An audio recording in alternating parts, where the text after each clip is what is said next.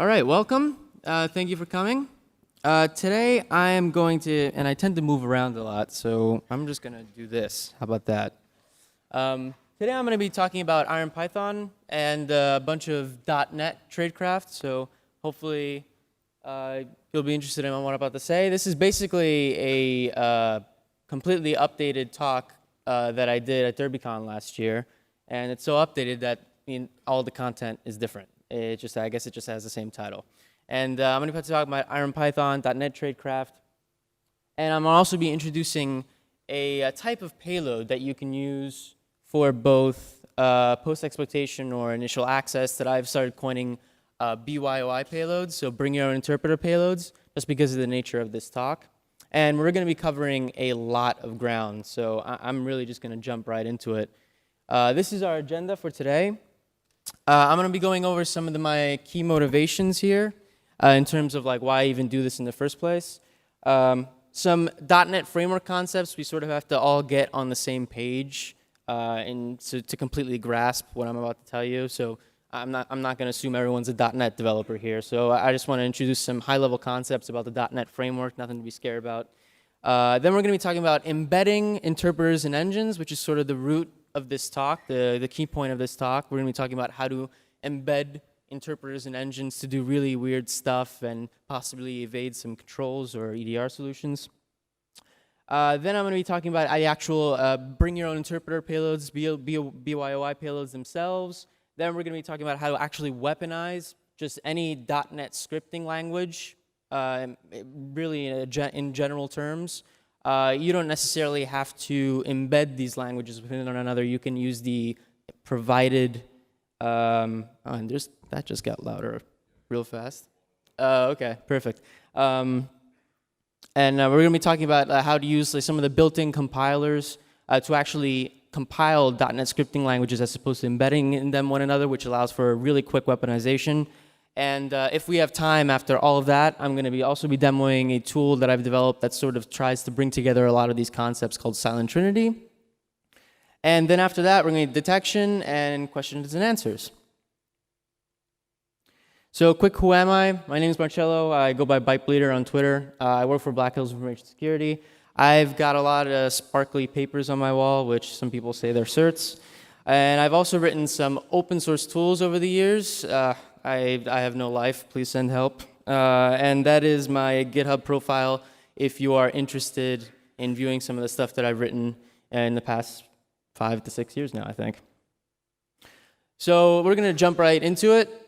The main reasoning behind all of this really at the beginning was to try and innovate a lot of the PowerShell protections that were put in place by Microsoft over the course of the years. PowerShell has been all the rage over the past 4 or 5 years in terms of attacks and in terms of offensive tradecraft, and that's steadily and slowly been dying. I tend to say that it's not really dead yet, just because, at least in my personal experience and the clients that I've been assigned to at Black Hills, we see a lot of PowerShell version 1 installed on a lot of endpoints. So you can switch back to PowerShell tradecraft in that case. And so it's not completely dead yet. So on most red teams and most mature security environments, I can definitely say that PowerShell tradecraft is completely off the table and will get you detected in a matter of seconds. But in some organizations, it just completely still flies under the radar. So it really does vary. So I like to say it's in zombie mode right now because it's not completely dead, but it's still there. You can still use it. We're also going to be talking about some of the, I'd like to say some of the bad things about the CSharp tooling migration, right? So all of the PowerShell stuff that's been written over the past 4 or 5 years, we've been slowly, and the offensive community has slowly been migrating it all over to C#, right? And that brings a lot of operational disadvantages. And this is really what I wanted to address originally, was compiling stuff all the time on engagements really can be time consuming. And you can set up continuous integration pipelines, which a lot of people have already done already and stuff, but I guess I'm just too lazy for that. So what I wanted to do was shift back the paradigm from C# tooling back to PowerShell style-like attacks, because dynamic languages and scripting languages are the best thing you can use on a red team engagement, because they're flexible, and because of the nature of dynamic languages, you can use built-in functions like eval and all of those built-in dynamic language functions to quickly prototype things and weaponize things. So it's a lot more flexible operationally in terms of what you can do in an environment. And also, I really do like developing weird tools in tradecraft. Whenever like something new comes out, I tend to find like the very niche areas of it. That's always sort of been my thing. I'm not exactly sure. And I'm stealing this quote from a friend of mine that I should really frame. The weirder you get, the harder you are to detect. And the more I think about it, the more true that gets. I love the way he phrased that.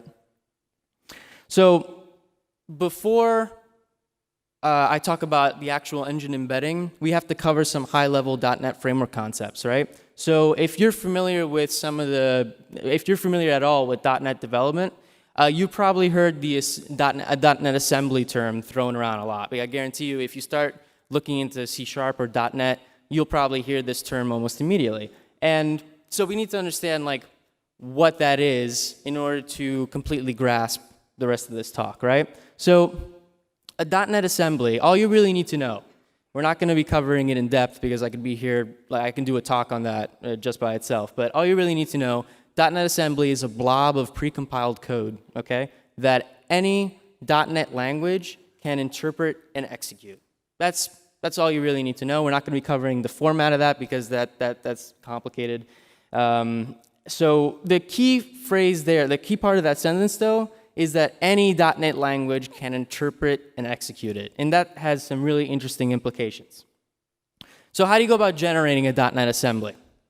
A .NET assembly, you take any .NET language and you compile it, okay? And this is another, I guess, misunderstanding that a lot of people have, is that whenever we talk about .NET framework, a lot of people tend to associate it only with C#. C# is not the .NET framework. .NET framework is a set of tools and infrastructure and really a framework that you can use to build your own programming language. C# is just the de facto language of it, but it's not necessarily the .NET framework itself, okay?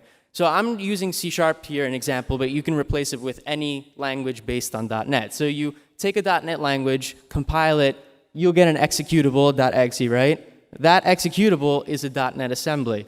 What's really interesting, though, is that if you take that same code, your C# code, and compile it into a DLL, that DLL is also a .NET assembly. So this is where things change from what you'd expect from native languages or unmanaged languages, as we call them in .NET development, right? So both this executable and a DLL that you generate from C# code are .NET assemblies.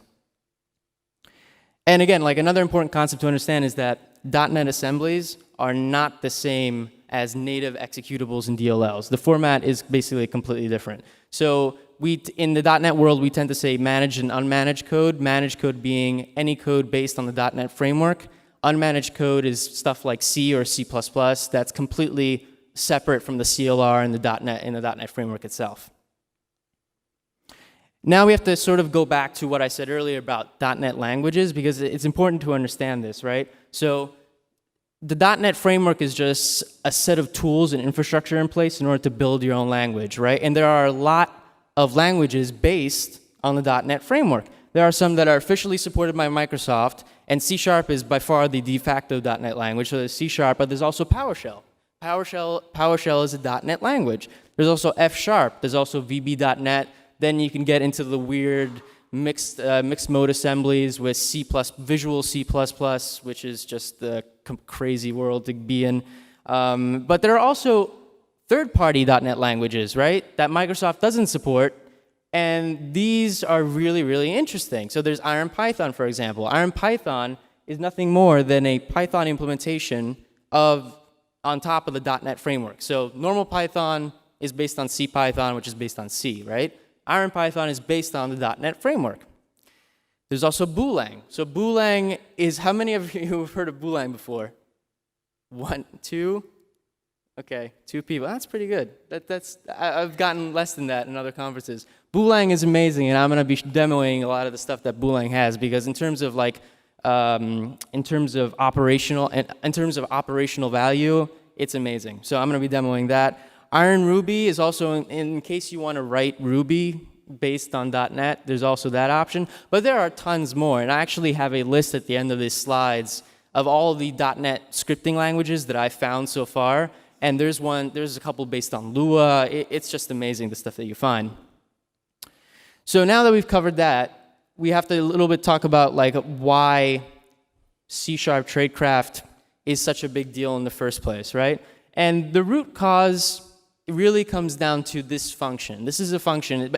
C# and .NET languages are reflective by nature, which means you can do introspection and a lot of cool programming stuff. Assembly.load is a magical function that accepts a lot of other parameters, but there's a bunch of overloads to it. But one of the overloads is a byte array.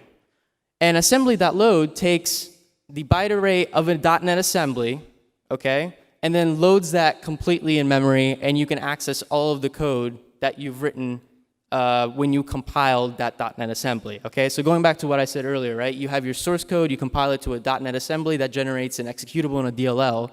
All you really need is to take the byte array, so the bytes, you read that DLL, the byte array, pass it to assembly.load, and .NET will just automatically load that into memory, okay? So assembly.load is essentially the equivalent of having reflective DLL and reflective PE injection built into a language, if that makes sense. So this is an extremely powerful function, both for developers and also for offensive tradecraft, right?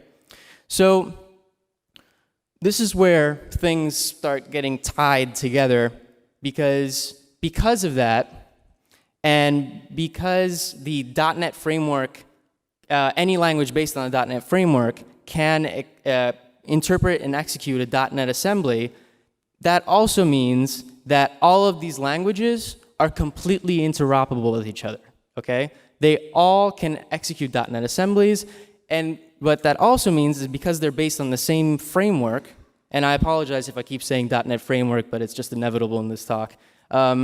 Because they're based on the same framework, you can also embed these languages within one another. So you can take IronPython and embed it into C#. You can take C#, embed it into IronPython. You can take PowerShell, embed it into BooLang, embed it into IronPython. You could just keep on going if you want to. IronPython actually has this thing where I've called it engine inception, where you can just take IronPython engines and keep embedding them one in another.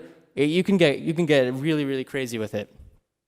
So again, like, this isn't mind-blowing stuff because we've sort of been doing this for a while, and whether, like, if you're a pen tester or a red teamer, you probably used a tool that sort of did this in one way or another. And we're going to be talking about that in a second, but because the reason why all of the PowerShell tooling got migrated to C# in the first place was because that is just well, 2 reasons. One is because C# is a natural transition from PowerShell. If you know PowerShell, you sort of need to know C#. So from a developer standpoint, like, it's an easy language to just pick up and learn, right? So, but the second reason is, as of right now, all of the protections that Microsoft has in place for PowerShell are not built in to the underlying framework itself, right? They're not built into the framework. They're built in currently into the PowerShell runtime. So all you need to do to bypass all of that is to just jump to another .NET framework language. So instead of using PowerShell, you can use C#, right? So that's the easiest transition, but C# is a compiled language, right? And I think we've sort of been, I don't know, I think the offensive community, I think we've sort of been pigeonholed into using C#, but like, we can use all of the other languages that both third-party and supported to do the exact same thing that we've been doing with PowerShell, and in a language that might be even easier to code than PowerShell, right? So we can use IronPython, for example, and through IronPython, you can access the complete .NET API. So you can do the same thing that we've been doing with PowerShell, only in Python, And yeah, Python. I guess I'm biased, but I just like Python a lot better. And you can use BooLang and Iron Ruby. So this is really the meat of this talk. This is the key concept of this talk, is that we can just use a scripting language instead of a compiled language. That offers us a lot more operational flexibility during red teams, right? So it's not as small as I thought it would be. Okay, so thankfully I have this thing. So you have been doing this. If you're a pen tester or a red teamer, you've probably already done something like this without even knowing it.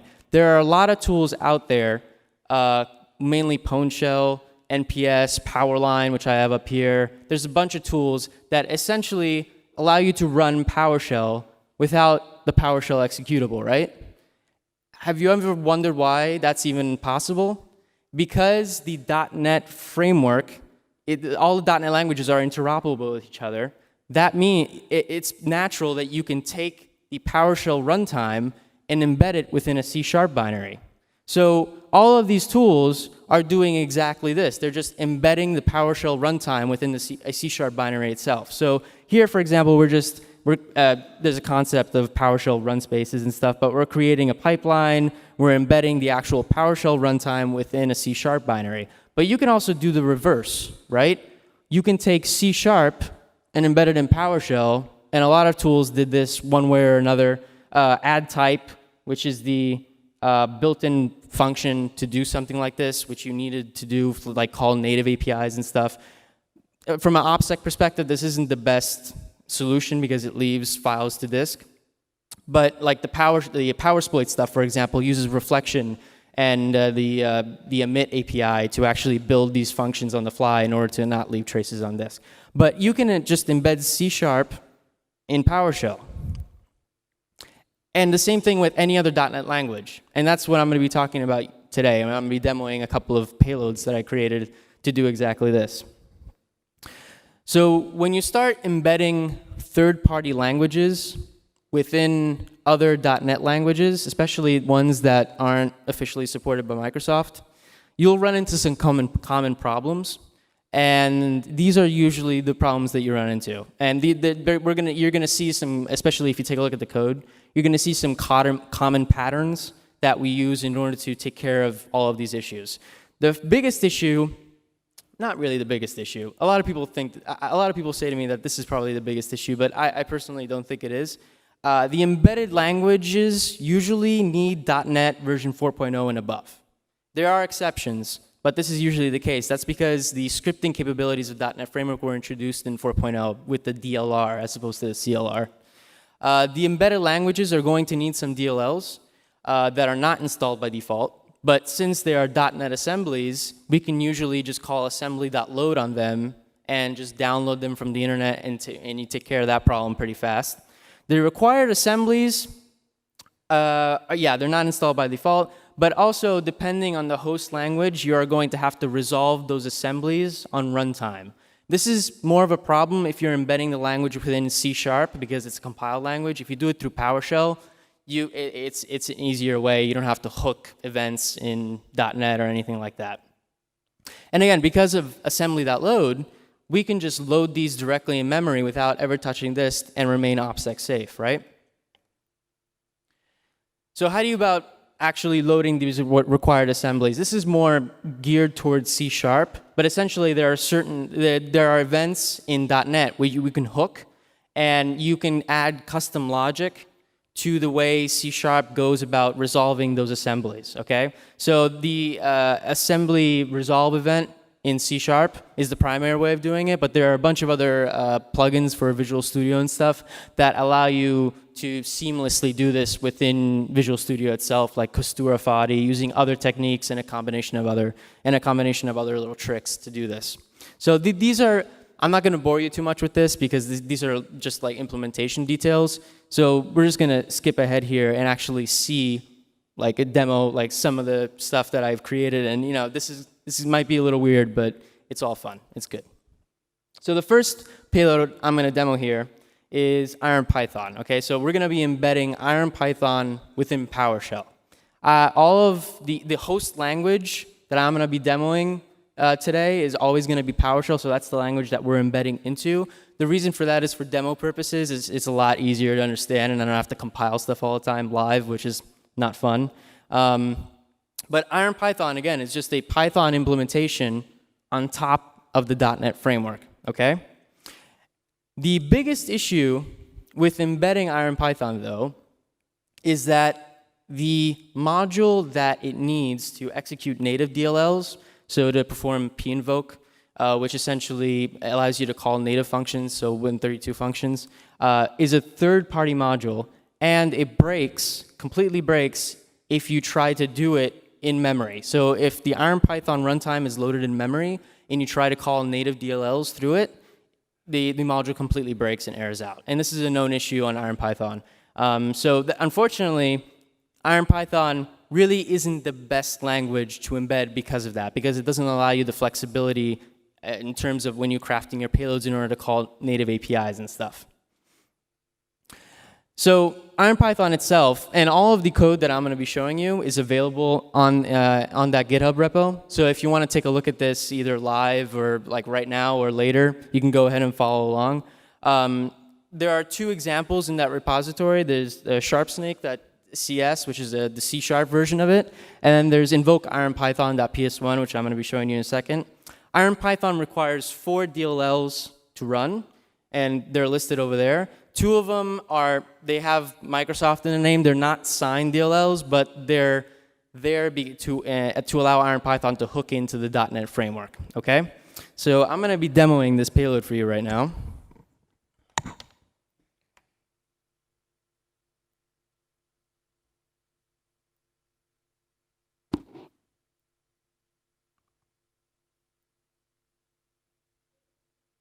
Okay, can everyone see that back there? I see a maybe from, okay, I'm going to make it bigger.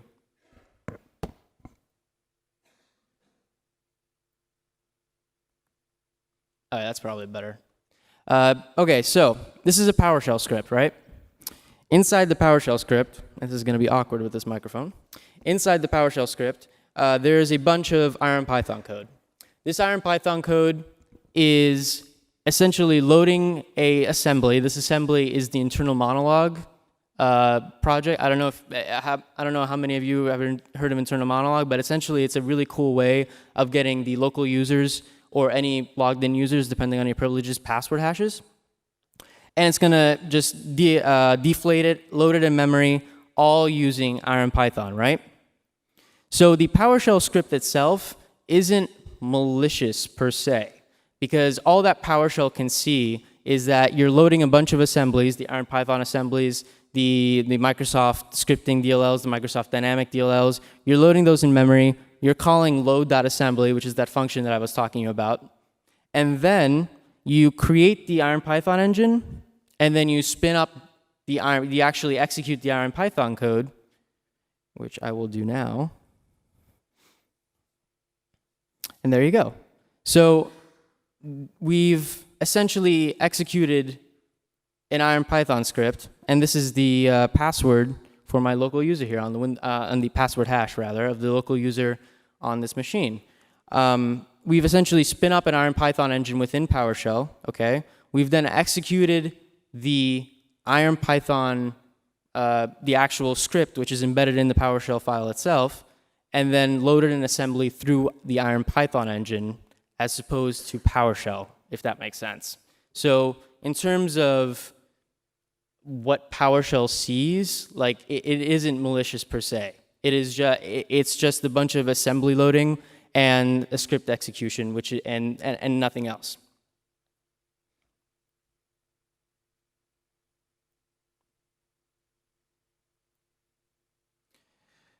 Okay, so as I said before, IronPython is great, and Python's fantastic and all, but unfortunately, from an operational perspective, it isn't the best because you cannot call native APIs, and we need to do that during red teams to do all the fun shellcode injection stuff and all of the low-level stuff that we usually do.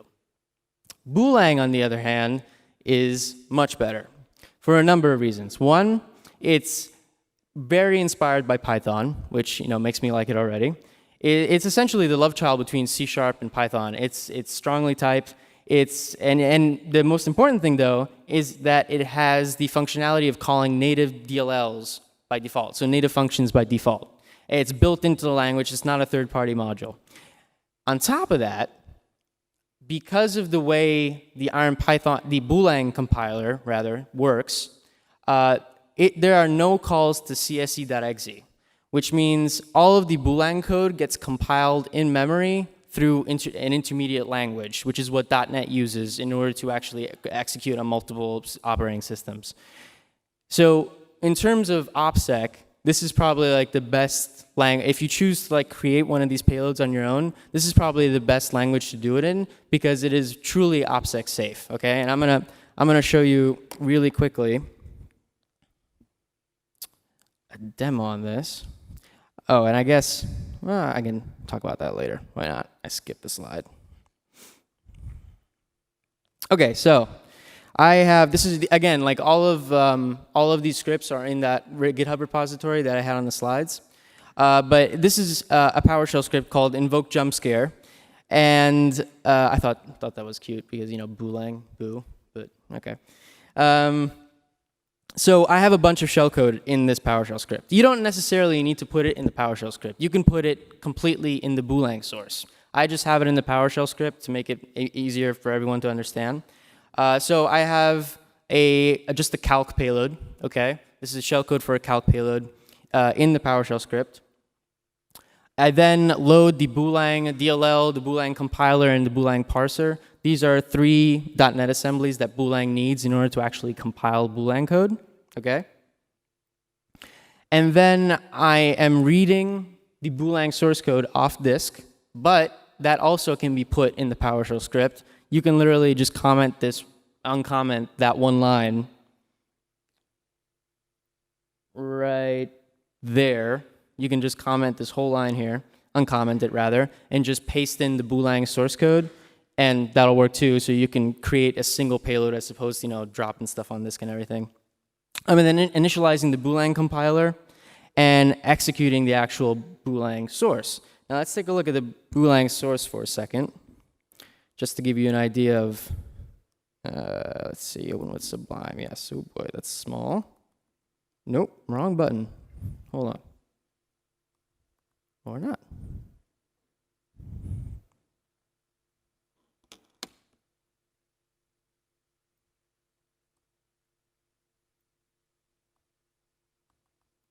Okay, well, I guess, you know, my Zoom broke, but it's fine.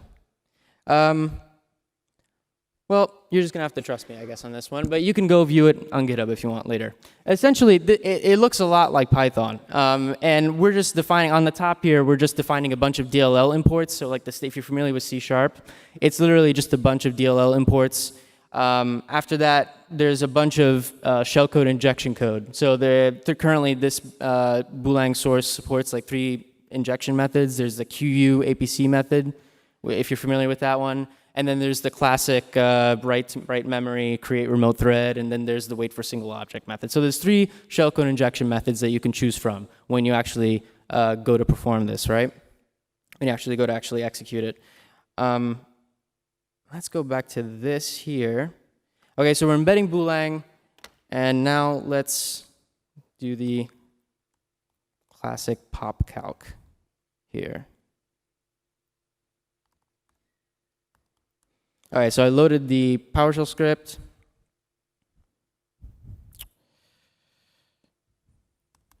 Oh, there you go. And sweet, there you go. There's calc. So just to recap here, because I'm trying to like whenever I present this talk, I just want to make sure that I'm actually conveying the information correctly, right? So we're embedding BooLang itself inside of a PowerShell script, and then executing BooLang source directly in memory, which injects shellcode. Okay, so that's essentially what happened here. And the reasoning behind this is mainly an alternative to C#, right? So again, shifting that paradigm back to PowerShell style-like attacks, because with very few lines of code, you can modify this to basically pull Boo source code down from the internet and compile it on the fly, using PowerShell, right? So this is easily weaponized that way.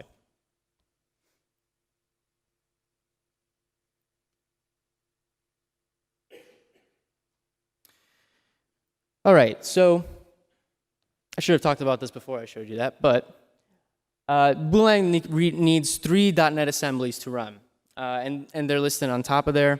On PowerShell, it's really easy to load them. C#, you need to pull some of that event hooking that I was talking about before. And again, like these examples that I just showed you are on the GitHub repo. And there's a C# version of it and the PowerShell version of it if you're interested, so you can grab it off of that.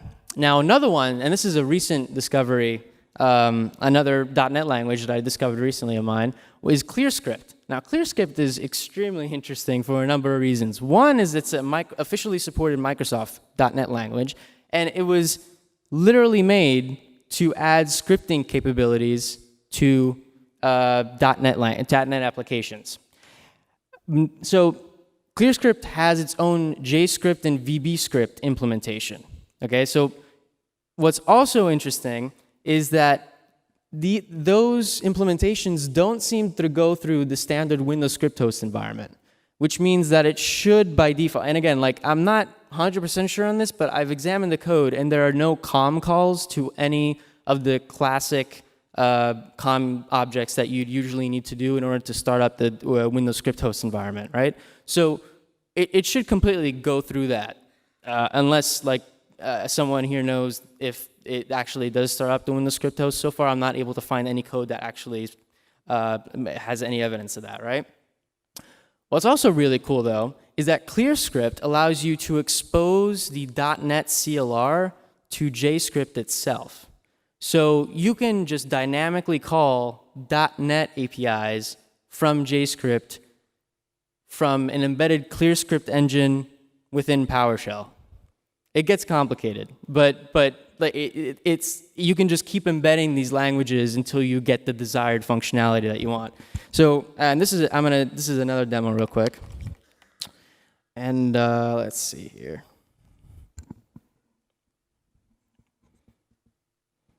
So let's go to the invoke ClearScript. And again, this is on the same GitHub repo, so if you want to take a look at the code, feel free to. So again, just one assembly. That's another thing great about ClearScript. It's one assembly instead of 3 or 4. So we have one assembly here. We load it directly in PowerShell. Then we initialize the ClearScript JScript engine, okay? Or you could also use VBScript with ClearScript. So depending on what engine you want. The magic, sort of the real magic, happens down below because here we're calling what ClearScript's called extended host functionality.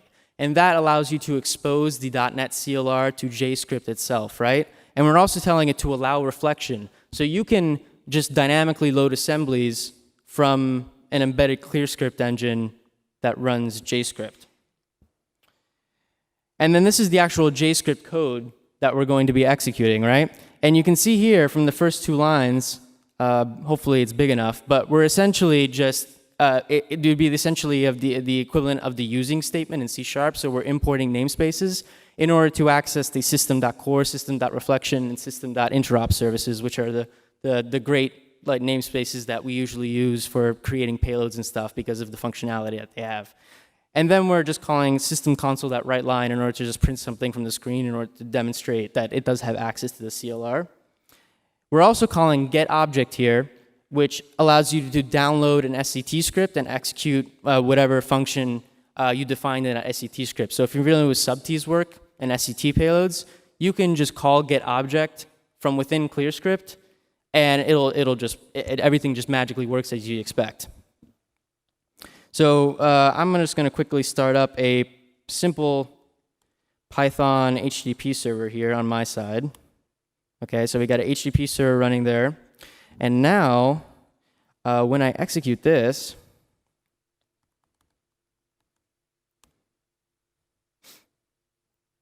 oh, yep, there you go.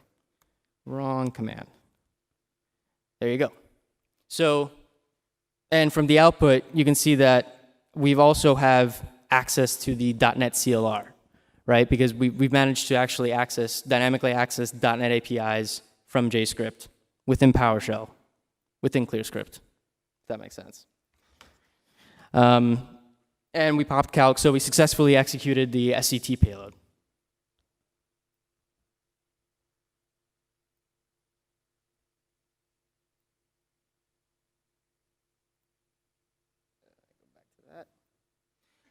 Sweet. Okay. And again, like, this isn't exactly like revolutionary stuff, but again, it's about shifting that paradigm back from compiled languages to like PowerShell style attacks. So dynamically evaluating scripts and creating your payloads on the fly, server side, rather than like setting up development pipelines and that kind of stuff. So, and essentially like streamlining your payload creation for rapid prototyping. And at the same time, like, because we're embedding these languages that PowerShell doesn't have any insight into, like all the defenses that the PowerShell runtime doesn't have any insight into, we're also bypassing a lot of protections. So like AMZ and all that stuff. So like it has a number of advantages, and it's also usually, at least in my experience, when I've used these, it's also really confusing for defenders when they go read this. They usually are just really confused. So, you know, it's sort of passive obfuscation. There's also a C# example of this that you can view in the GitHub repo as well. So if you want to do this through C#, you can do that too. And again, like, because of the interoperability of all these languages, you can just pick and choose which language to embed these engines in. And there you go. Yeah, I already talked about that, so there you go. And so I just talked about 3 languages now, right?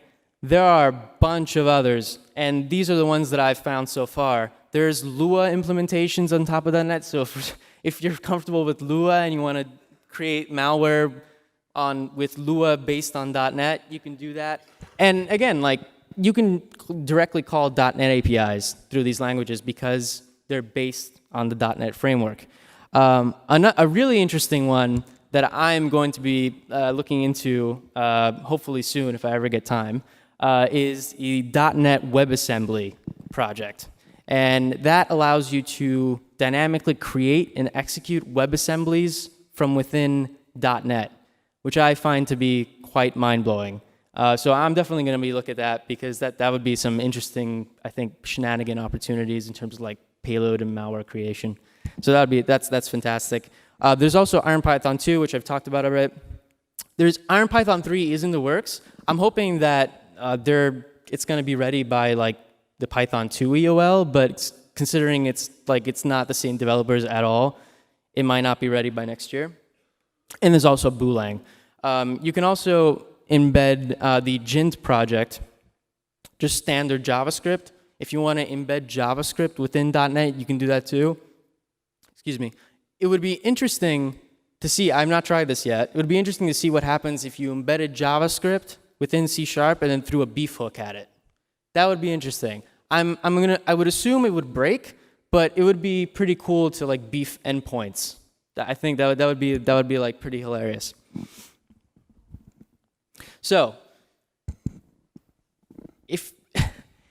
say you don't want to do any of this, okay? Say you're like, Marcello, like this is great, but I don't want to do any of this whatsoever. I don't want to embed stuff. I don't want to worry about DLLs. I don't want to worry about anything.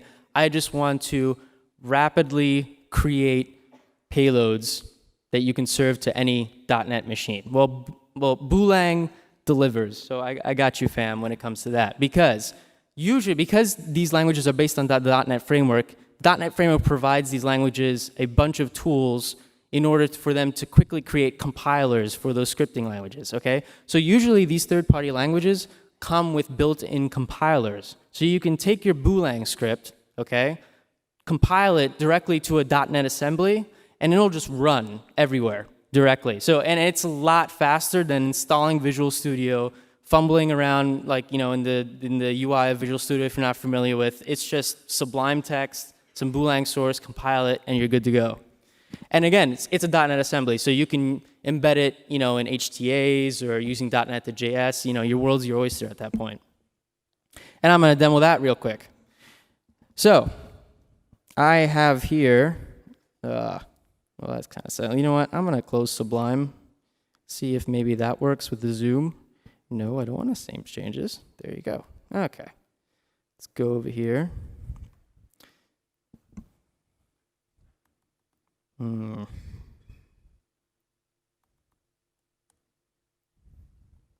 this kind of sucks. I never know Zoom would be my dismay in this talk. Okay. You're gonna have to again trust me, but again, this is also in the same repo. So if you want to pull this down, it's pretty easy to do. So this is some BooLang source that essentially calls mini dump write dump. Okay, so it's a native API that allows you to dump process memory, and of course we're going to be dumping LSASS because that's what we all want to do. And I just want to note that it's 29 lines of code, no Visual Studio required. You can even do this on like a Linux system server side if you wanted. And then you can couple that with embedding BooLang in PowerShell or C# or whatever, and pulling this down remotely, compiling it on the endpoint, and doing this like actually performing like some C2 and stuff. Like you can compile, there's a lot of flexibility in terms of what you can do with this, right? So once you have this script, how do you go about compiling it? So again, these languages usually come with a built-in compiler. In BooLang's case, there's an executable called boocc.exe. Boocc.exe is the actual compiler for this. So we're giving it the source of the BooLang file that dumps memory, okay? And then we're telling it, output it to an executable. By default, it outputs to an executable. You can have it output to a DLL. I'm going to run this, and there you go. Boo compiler starts up, compiles it. We're good to go. And now it should be on my desktop here. There it is. I'm going to open up PowerShell and run it. So, membum.exe, the first argument, the only argument that it accepts is the name of the memory dump you want to put on disk. I'm just going to call it what. And it also helps that I start PowerShell up as administrator, because in order to do this, I need to be administrator, so I'll do that real quick. Oh boy. Well, you saw the command line, so I think you all trust me. So desktop.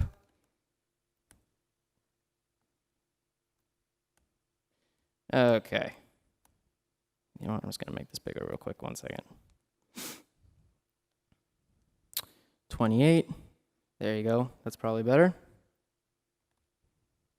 And we're gonna have it HIP. There you go, dump to C HIP. So this is now a memory dump. We go to the C drive here, and there it is. So we've created a really quick BooLang script that you can just write in Visual Studio, Sublime Text, without the overhead of the development environment, anything like that. Just a quick script. You compile it, and it runs on any .NET endpoint, and runs on any endpoint with that .NET framework installed. What's really cool, again, about BooLang also is that if you don't reference the BooLang toolchain itself in your script, so if you don't import some of the BooLang compilers and that kind of thing, it compiles directly to MSIL, which means that it'll also execute on any version of .NET. So if you took this binary, put it on a Windows 7 machine with the .NET Framework version 2 installed, it would just run no problem. Okay, so it's a really cool way of just quickly prototyping scripts and operationally weaponizing stuff, at least in my opinion.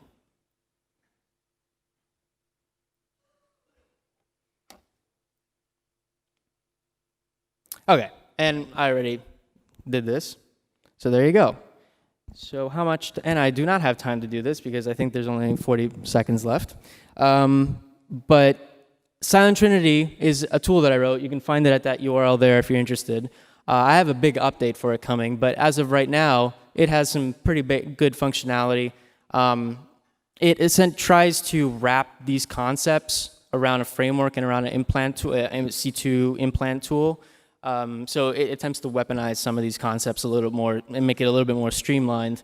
The 1.0 update, which is on GitHub right now, has a lot of cool stuff. It has encrypted C2 comms, BooLang support. So there are actually BooLang modules in the version that's online right now.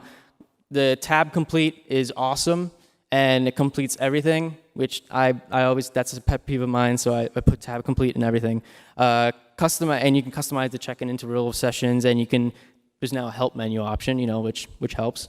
And there's a bunch of modules. There's a Mimikatz module. There's a bunch of stuff. So definitely, I encourage you to check it out if you're interested in this stuff. Version 2.0, I'm working on right now the next version of it, and it'll be client-server based. So if you have something like Cobalt Strike, if you're familiar with Cobalt Strike, it'll basically be implemented like that. So you'll have a client, a server. It'll be multiplayer and multi-server. So I'm hoping that it'll be also like an alternative to Cobalt Strike. I just have to work on it a bit more. Now, detection. This is where stuff gets a little hard, as usual. .NET, so things are getting better. .NET 4.8 has integrated AMSI support. Now, again, it's signature-based, so your mileage may vary on that one. And there's already research in place that allows you to bypass the AMSI support in .NET 4.8. Another problem is that there won't be, another problem is that the endpoints won't have .NET 4.8 installed by default. So we're back to the PowerShell problem where different versions of .NET will have the defenses in place and some won't. These are some links to defensive techniques that have come out in the recent couple of months, essentially, or just a year or so. It's pretty recent. Crab's ETW is an official Microsoft project that allows you to detect this behavior using a technology called ETW, which is built into the Windows operating system by default, based on C++. Silk ETW is also an awesome resource, and it attempts to try to detect this stuff. There's also been some awesome stuff by the Wover, if you're familiar with that Twitter handle, that he's put out about how detecting these kind of attacks. Luke Jennings at Black Hat 18 did an awesome talk. Memory Resident Implants code injection is live as well, which is a good resource for some measures against this stuff. CounterStep actually did, CounterStep is an MWR company. They actually did a blog post on detecting SILENTTRINITY itself. So you can definitely refer to that if you want in terms of how to create signatures and detect these kind of activity on endpoints. The biggest giveaway, though, in my opinion, is non-assemblies with not a file backing. And by that I mean if you inspect the actual app domains that the .NET processes spin up and see that the assemblies themselves don't have a file name attached to them, like they're not on disk, that's probably a pretty good giveaway. I actually haven't seen a legitimate .NET application yet that actually loads assemblies via reflection. So I still have to find that, which is kind of surprising to me. And also the fact that, BooLang, and they're called BooLang and IronPython, is a pretty dead giveaway, which could indicate some malicious activity. So IronPython and BooLang are definitely something that you should probably watch out for in terms of the .NET processes if they're loaded in. And I already talked about this, and again, the long-term goal of SILENTTRINITY will be to integrate a bunch of other stuff that I wrote over the course of the years. So you'll have one tool to do infrastructure automation and network pen testing. So it would be cool to have a single tool that did all this. Thank you. Appreciate it.